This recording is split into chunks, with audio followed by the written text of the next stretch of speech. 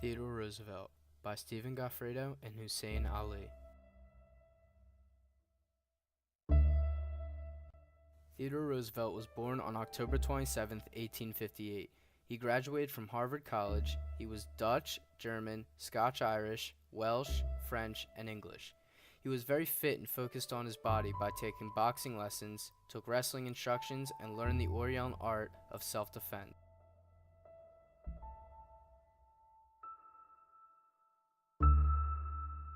Barrel of laughs for an anarchist. Usually they're very serious. Right, so Leon Chuckles paved the way for Teddy Roosevelt, who in many ways was the model of the 20th century president. He was very engaged in both domestic and foreign policy, and he set the political agenda for the whole country. His political program, the Square Deal, aimed to distinguish good corporations that provided useful products and services at fair prices from evil corporations that existed just to make money.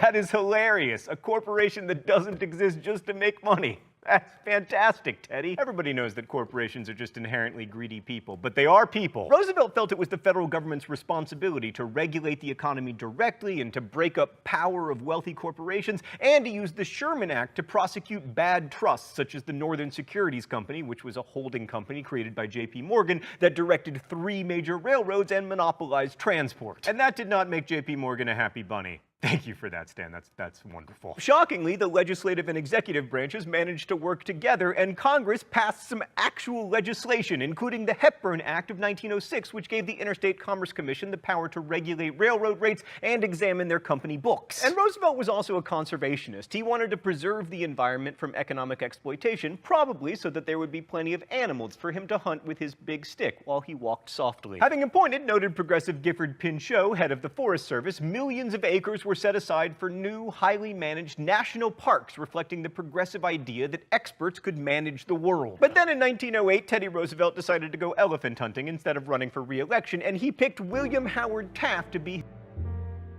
Roosevelt was McKinley's running mate and traveled 21,000 miles and spoke in 24 states. After their landslide victory, Roosevelt swore into office after McKinley had been shot and killed. He was a very energetic president due to his age, only being 42, and is still the nation's youngest president. In his first annual message to Congress, he expressed the progressive belief that the government should mediate between conflicting forces. His Square Deal domestic program included a promise to battle large industrial combinations or trusts which threatened to restrain trade. He used his power to further his passion for conservatism, and in 1902, the National Reclamation Act was signed. Roosevelt set aside 200 million acres of land for national parks, reserves, and wildlife refuges. Teddy Roosevelt is about to become the leader of the free world. Roosevelt insisted that the big capitalists recognize that they were mere capitalists, and that the elected officials of the country were the ones that the people had chosen. Roosevelt quickly launches a campaign against the nation's largest trusts. And his first target is a railroad conglomerate owned by J.P. Morgan.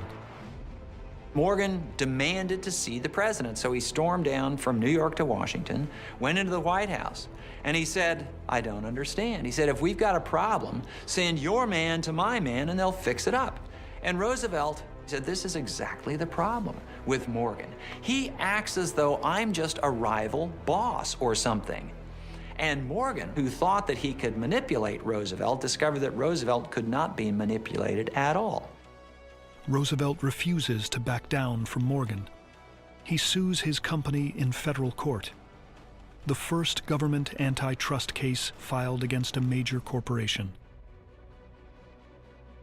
Roosevelt goes on to win, and Morgan's railroad monopoly is broken up. It's a stunning setback for J.P. Morgan, one he'll agonize over for years.